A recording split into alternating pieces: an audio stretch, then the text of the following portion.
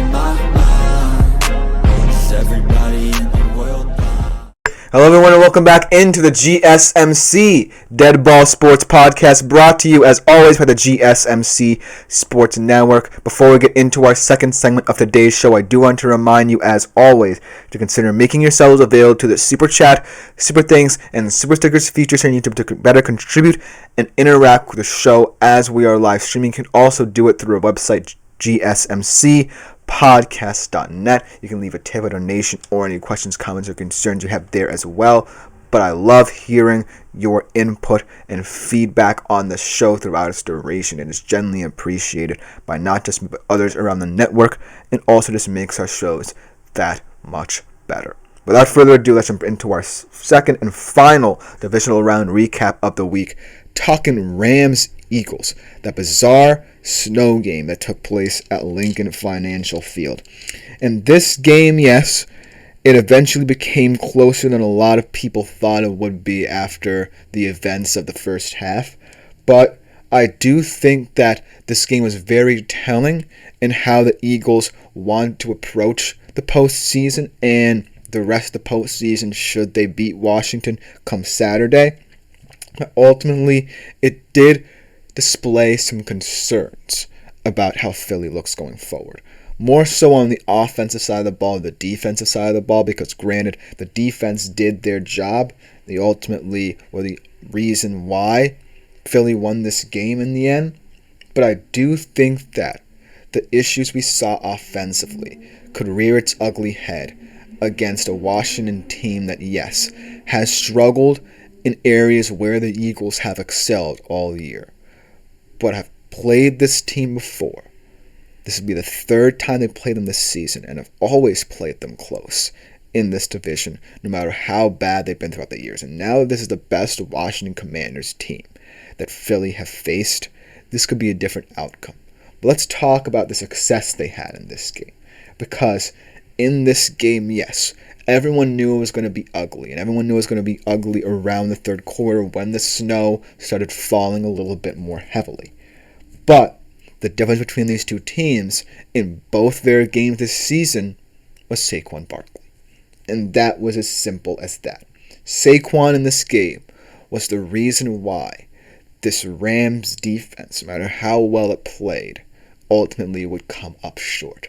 Because Jalen Hurts, let's not forget, in this postseason hasn't surpassed 150 passing yards, let alone 200 in either game. And after that injury on that safety in the end zone in the third quarter, he really was hampered. So it was going to come down to Saquon Barkley. But Saquon Barkley is happier than ever to carry this team to victory.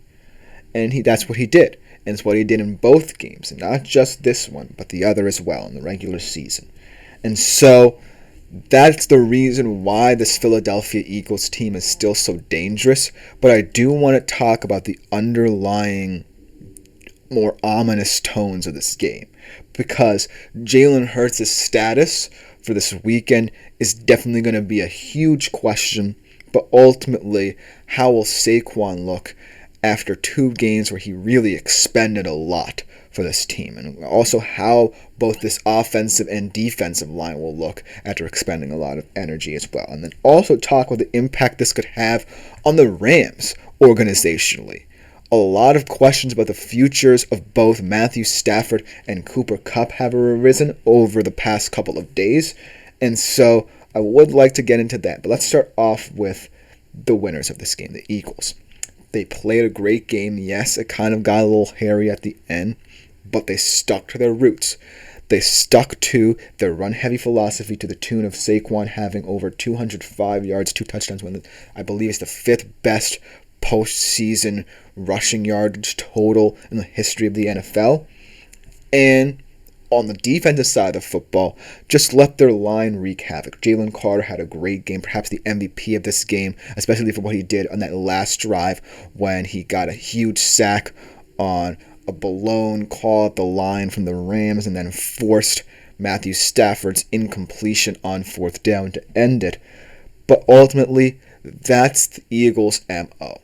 So you can't necessarily be mad about it if you're an armchair fan or casual fan of the NFL watching this game, because if you just take it at face value, it's boring, but it's Eagles football at its core, and it's what they might need to do to get to another Super Bowl.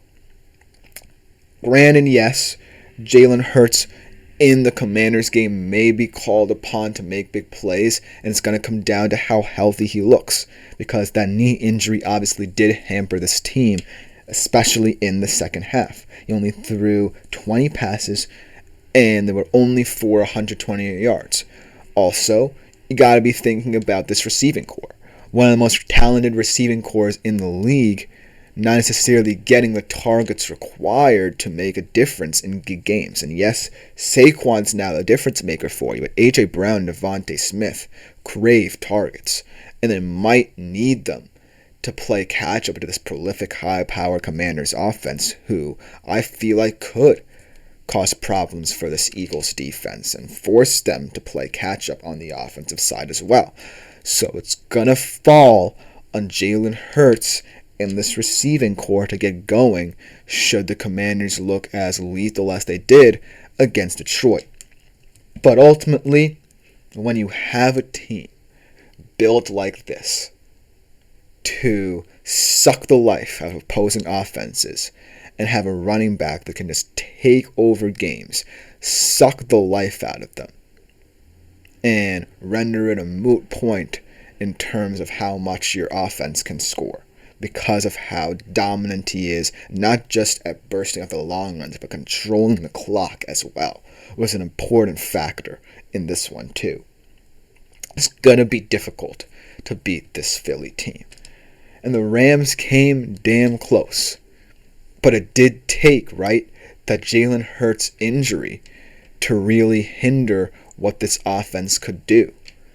And so, for the Commanders, yes, you might want to take advantage of that, but just know, you're also one of the worst run defenses in the league.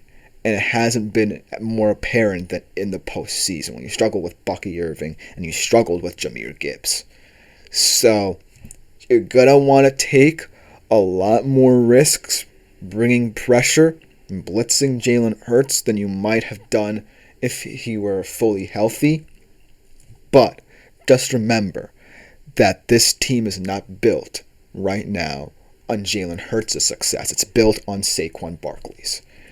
And should you take those risks, you also have to think about the receiving core. Because yes, this pass attack is not as ambitious as it once might have been. But you still have to respect the fact that A.J. Brown and Devontae Smith are perhaps the best wide receiver tandem in the NFL. And there's a reason why. And so, I do feel like the Commanders might want to follow this Rams blueprint in how to generate pressure. Because I do feel like, unlike the Commanders, the Rams have more talent up front. But at the end of the day, I feel like the Commanders' best defense is their offense.